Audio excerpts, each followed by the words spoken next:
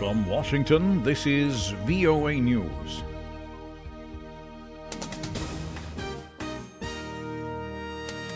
I'm Jonathan Jones reporting. Heavy fog has prevented search teams from combing through the wreckage of an Iranian plane that crashed Sunday in the southern part of the country. Reuters correspondent Lucy Fielder reports. A spokesman for the airline says there were 60 passengers and 6 crew on board and that they will all have been killed. Rescue helicopters have so far been unable to land at the probable crash site because of heavy fog. Local television reported that emergency workers were instead searching the mountainous area by land. Russian news reports say a gunman opened fire on people leaving a church service in the North Caucasus region of Dagestan, killing at least 5 people and wounding 5 others. The Tass news agency said the shooting happened Sunday outside a church in the town of Kizlyar. The assailant was killed by police. The mayor of the town said that 2 police officers were among those wounded. The attacker was identified as a 22-year-old man local to the region. His name was not released. The Islamic State claimed responsibility for the shooting. Its news agency Amaq reported, but did not provide immediate evidence for its claim.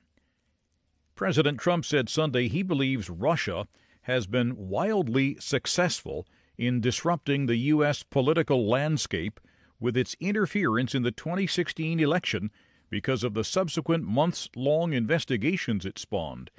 In a string of tweets over several hours, Trump continued to assail the investigation into his campaign's links to Russia, and he said the Russian hoax was that the Trump campaign colluded with Russia. It never did. This is VOA News. Israeli Prime Minister Benjamin Netanyahu has claimed that Iran is just years away from having a nuclear bomb. He spoke on Sunday at the Munich Security Conference, delivering a warning about the security of the Middle East region, accusing Iran of posing an existential threat. Even though Tehran says its nuclear ambitions are peaceful, many in Israel dismiss such assurances.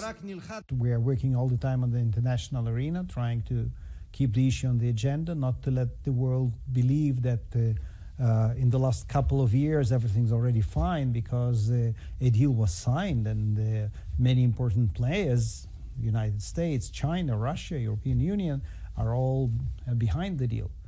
We have to provide information, and we know for a fact what the Iranians are up to. Israeli Prime Minister Benjamin Netanyahu has joined the U.S. in its campaign to press European powers to toughen the Iran nuclear deal that they have championed for so long. Speaking later Sunday in Munich, Iran's Foreign Minister Mohammad Javad Zarif dismissed the Israeli Prime Minister's speech. He told the delegates, "You are the audience for a cartoonish circus just this morning, which does not even deserve the dignity of a response." Vandals spray-painted swastikas on the Polish embassy in Tel Aviv, Israel, after the Polish Prime Minister talked about what he called Jewish perpetrators of the Holocaust. Israeli leaders immediately condemned his comment. The Prime Minister was responding to a reporter's question about Poland's new law punishing anyone who calls the Nazi genocide a Polish crime. The Israeli president said at a conference on Sunday, saying that our people collaborated with the Nazis is a new low. Afghanistan's political crisis deepened Sunday when a second provincial governor defied a presidential order for his removal.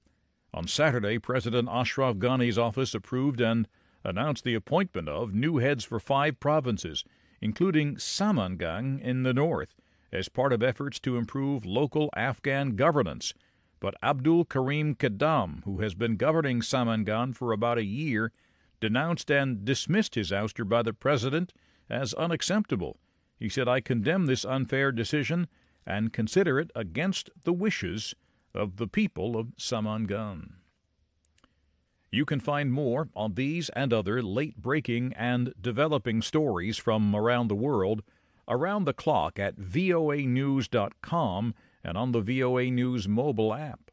I'm Jonathan Jones reporting from the world headquarters of the Voice of America in Washington.